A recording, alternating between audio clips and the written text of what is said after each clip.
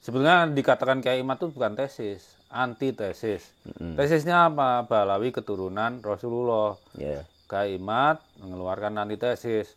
Ya wajar yang mulai Kiai Imad, nggak mungkin saya mulai duluan karena kalau dari ilmu pasti datanya harus memadai dulu. Ya.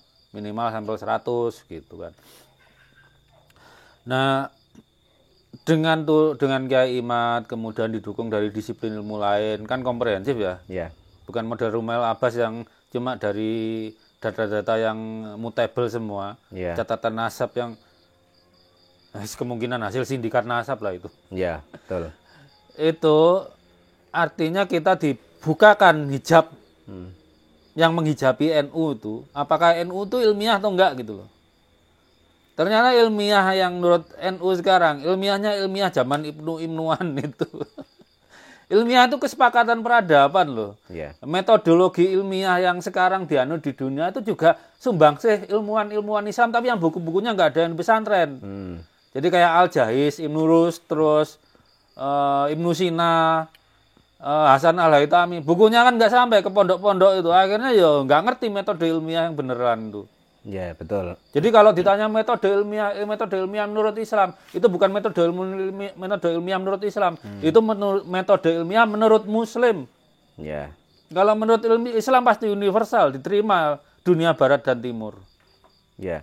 Dan kalau kita lihat juga sekarang itu kan pondok-pondok pesantren yang ada di Indonesia itu kebanyakan itu adalah tradisinya itu tradisi hafalan atau istilahnya cuma mengulas atau membahas, tapi tidak memunculkan ide atau yang disebut ilmuwan tadi ya. Nah, yang disuruh mikir zaman dulu mereka cuma ikut. Oh gitu ya. Jadi cuma kayak gitu ya. Anggapnya kan ulama dulu lebih pintar dari ulama sekarang. Padahal sekarang itu sudah saatnya siapapun untuk mulai berpikir ya Pak. Loh, Imam Syafi'i itu loh, bakteri di mulut anjing nggak tahu apa aja. Ya, ya betul. Imam Syafi'i cerdas zamannya. Kalau ulama sekarang lebih cerdas dong. Oh, peradaban tuh maju kok. Iya. Dan harusnya memang ada pembaharuan seperti ini ya Pak ya. Ya, kalau enggak Islam ditinggal umatnya, enggak ada apa kontekstualisasi. Ya, ketinggalan zaman kuno, sudah tidak sesuai dengan zaman yang ada, seperti itu ya. Ya, seperti itulah. Jadi harusnya itu bagi umat muslim, siapapun yang misalnya masih di pesantren atau sedang belajar agama atau sedang menempuh pendidikan, yang lebih diutamakan lagi di zaman sekarang itu bukan hanya istilahnya itu membaca yang sudah terjadi, tapi yang tak kalah pentingnya adalah memunculkan ide atau memunculkan ilmu atau memunculkan gagasan yang bisa menjadi pembaharuan di abad ini. Gini Nadine, kalau punya anak, didiklah anak itu sesuai bakatnya. Kalau bakatnya jadi ahli roket ya jangan disuruh jadi kiai. Kalau bakatnya jadi kiai, ya jangan disuruh jadi ahli pertanian gitu loh. Insya Allah kalau Nadine itu anak-anaknya semua dididik sesuai bakatnya, nanti akan jadi hebat-hebat. Iya, iya. Yang penting berpikirlah ilmiah. Dan ketika berpikir ilmiah, kita harus ingat ayat pertama Al-Fatihah. Bismillahirrahmanirrahim. Ilmu itu diturunkan ke manusia karena rasa sayang Allah kepada kita gitu loh. Dan belajar itu kan mungkin salah. Ya. Tapi kalau kita belajar nggak takut salah, asal yang penting terus belajar. Ya, betul. Kalau terus belajar, kebenaran akan tercapai dan makin dekat dengan kebenaran itu kan mutlak milik Allah. Tapi metodologi ilmiah itu menyediakan perangkat untuk mendekati kebenaran. Makin dekat kita dengan kebenaran, ya makin dekat kita dengan Allah. Dengan Allah ya. Dan sebenarnya juga yang namanya Islam itu adalah simbol kecerdasan ya. Kemudian kalau kita lihat di Indonesia, ini kan umat Islam itu terbanyak di dunia. Ya kan harusnya negara yang paling maju itu kan harusnya Indonesia, karena di situ penduduknya mayoritas Muslim. Ya tapi anggaran riset 0,0 sekian persen. Oh itu pengaruh juga itu? Pengaruh lah. Jadi anggaran riset juga pengaruh ya ternyata ya. Riset kita aja neliti pakai uang yang harusnya diperuntukkan buat istrinya kok. Wah gitu. Padahal kalau di negara lain bagaimana? Dibiayai, saya kuliah di Korea itu semua dibiayai kampus. Begitu saya kuliah di Indonesia ngelemnya dari kantong sendiri, publikasi kantong sendiri. Ya kapan majunya? Ya. Nah itu adalah masukan bagi para aparatur negara agar mendengarkan suara hati dari para ilmuwan yang ada di negeri ini. Karena sekarang itu ya memang sudah saatnya kita itu untuk maju dan bersaing dengan negara-negara lain yang ada di dunia ini. Karena sekali lagi di Indonesia itu penduduknya mayoritas muslim. Harusnya negara yang berpenduduk mayoritas muslim adalah negara yang cerdas dan maju. Tapi faktanya ya seperti yang kita lihat seperti sekarang ini. Kemudian mungkin masukan untuk pemerintah itu bagaimana Pak Dr. Sugeng? Terkait tentang bagaimana sih agar Indonesia itu menjadi maju karena kita Indonesia adalah penduduknya mayoritas muslim.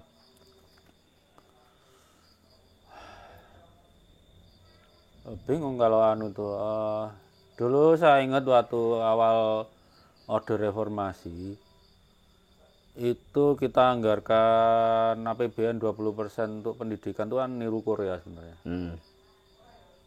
Tapi nyatanya saya kuliah aja nge-lab masih biaya sendiri. Saya lulusan Korea loh. Oh, lulusan Korea ya? Lulusan Korea. Di Korea itu kita nge-lab nggak keluar duit. Oh, malah dibayar. Kita ikut seminar nggak keluar duit. Adik-adik kita itu seminar bayar sendiri. Oh, gitu ya. Atau publikasi Ya. bayar sendiri. Kapan majunya? Makanya orang tua kita itu tiap kali nyekolahin anak puyeng.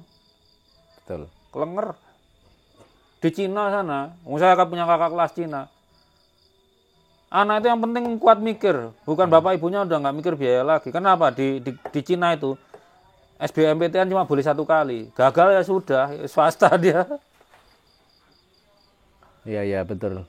Dan harusnya kita negara Indonesia itu juga perlu belajar dari negara lain, misalnya seperti Korea tadi. Karena di sana yang namanya Korea itu bukan negara Islam, ya, tapi pendidikannya Islami. Gimana contohnya itu? Loh? Contohnya yang Islami. Pendidikannya murah buat rakyatnya. Itu termasuk Islami kayak gitu. Iyalah. Ya? Oh iya betul. Kalau di Indonesia kok malah terbalik. Ya. Berarti menurut saya Nabi itu diturunkan bukan untuk membuat umat manusia jadi Islam, tapi membuat umat manusia jadi Islami. Kan Islam diturunkan untuk menyempurnakan akhlak, bukan mengislamkan manusia. Iya betul.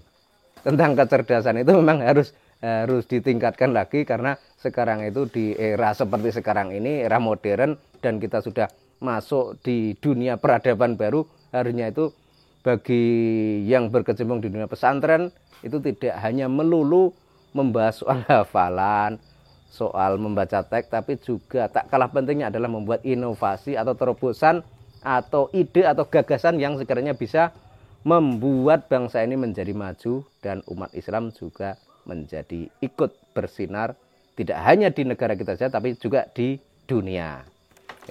Tar dulu. Apa nih? Gini loh, Islam itu adalah Quran, hadis, dan sains. Quran itu kan ayat Allah yang tersurat. Ya, Al-Quran, ya betul. Sains, ayat Allah yang tersirat. Ya. Dua-duanya harus digali. Ya kalau hadis itu kan menjelaskan Quran gitu. Ya, betul.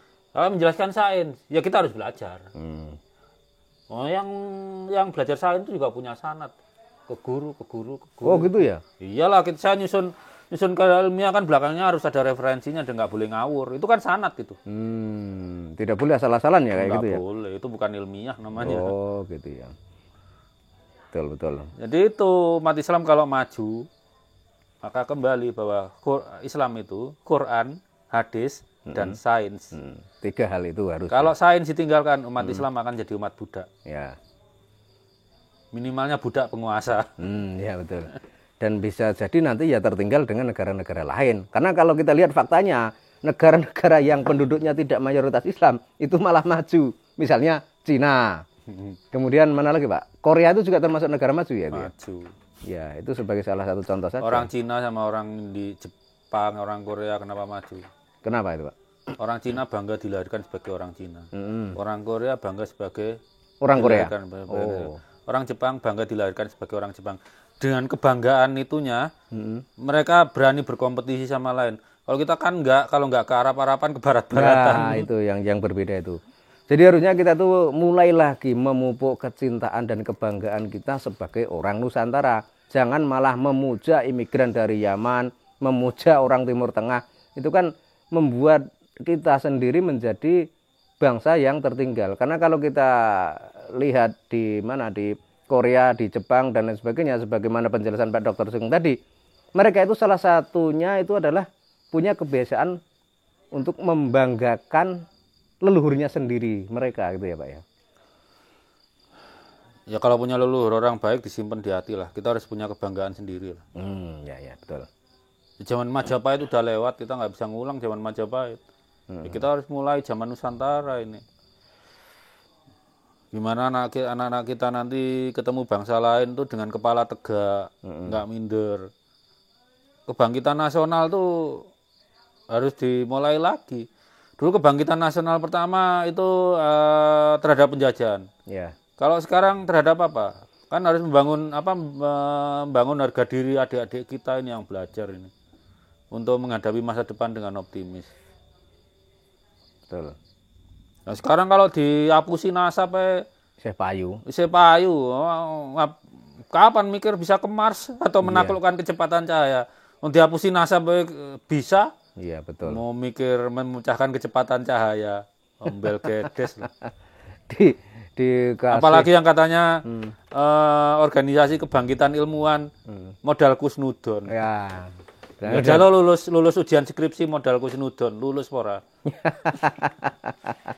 Ya, itulah sebenarnya sudah tidak layak kayak gitu ya. Ya, tapi ya itu yang terjadi di Indonesia kayak gitu.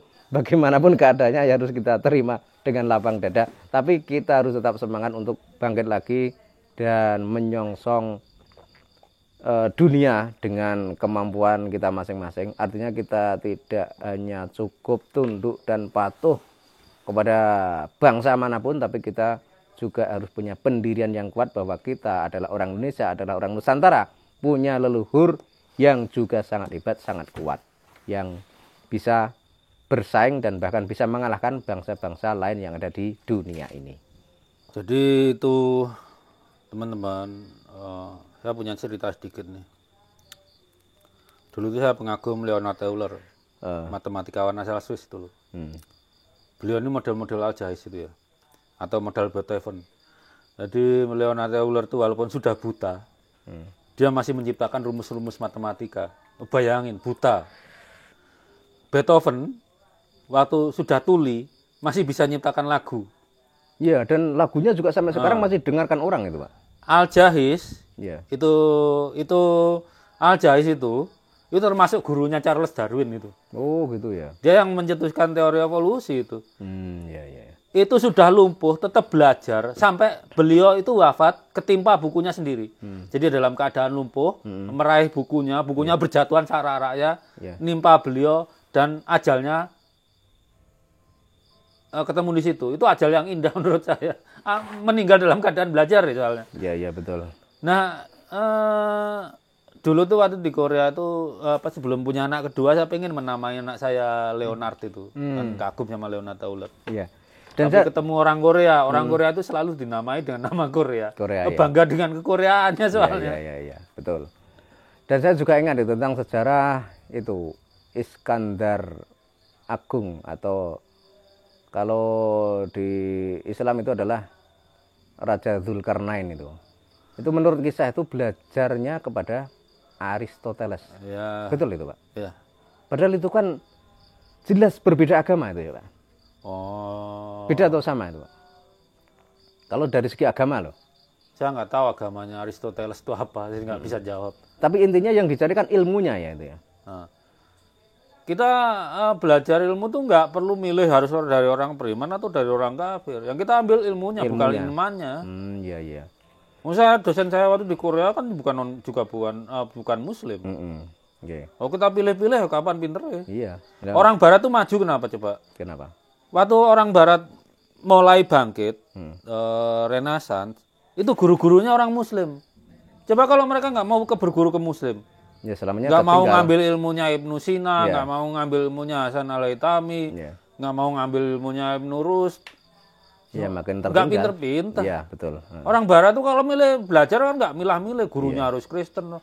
Yang penting guruku pinter, bisa tak deres ilmunya. Oh, milih gurunya Islam terus. Yang Islam nggak belum tentu pandai kok. Soalnya di fakta sejarah itu memang Alexander Agung itu kan sangat terkenal ya, bahkan bisa menguasai separuh dunia. Dan sejarahnya juga hingga saat ini masih dikenang oleh masyarakat di seluruh dunia juga. Karena kekuatan dan kecerdasan seorang Alexander Agung tadi. Dan ternyata yaitu tadi berguru kepada Aristoteles. Jadi dalam berguru itu yang dilihat adalah bagaimana mencari ilmunya. Tapi kalau kita lihat, nah ini kembali lagi ke soal para Ba'alawi dari Yaman. Nah ini kan salah satu pembodohan masyarakat di Indonesia itu adalah berguru kepada Habib cuma karena dianggap Habib adalah keturunan Nabi. Nah ini kan sudah salah kaprah Pak. Jadi bergurunya itu bukan karena ilmu, tapi cuma menganggap Habib adalah cucu Nabi. Kemudian sekarang terungkap bahwa mereka bukan cucu Nabi. Itu kan kecelek. Coba Nabi pernah belajar sama siapa coba? Nah siapa Pak? Salman Al-Farisi. Siapa? Perang Parit. Oh dari ya itu, dari Persia itu ya. Iya itu kan usulnya Salman Al-Farisi. Iya ya. Ya, ahli strategi perang ya. Nabi itu aja nyari ilmu nggak masalah dari siapa. Nabi mau mendengar dari siapapun. Iya. Yang ingat loh zaman Nabi berdebat itu biasa. Kalau pendapat lawan diskunya lebih baik, Nabi menerima. Diambil yang paling baik itu. Ya? Iya. Padahal seorang Nabi itu. Nabi itu. Ya, Nabi kan bilang, kalau sesuatu urusan tidak diserahkan pada ahlinya, tunggulah kehancurannya. Oh iya betul. Ya itu adalah pembelajaran bagi kita semua. Artinya kita itu dalam belajar itu kepada siapapun, kapanpun, dimanapun, yang penting ilmunya itu intinya. Jadi ya itu tadi bagi orang Indonesia, orang Nusantara kalau selama ini masih berguru kepada Habib cuma karena masih menganggap mereka adalah cucu Nabi, lah itu adalah kesalahan yang sangat fatal dan sangat berbahaya. Artinya mereka itu bergurunya bukan karena mencari ilmu, tapi cuma karena menganggap si Habib ini adalah keturunan Nabi. Nah sekarang kalau sudah terungkap faktanya bahwa mereka berdasar tes DNA, berdasar kajian ilmiah tidak terkonfirmasi sebagai keturunan Nabi, kemudian atas dasar apa lagi? Ya intinya kita itu orang Indonesia, orang Nusantara itu harusnya sekarang itu mengembangkan lagi ilmu dan banyak belajar lagi agar kita tidak terbohongi oleh pengakuan suatu klan atau suatu kelompok yang mengaku sebagai cucu Nabi sebagaimana yang sudah terjadi di Indonesia ini.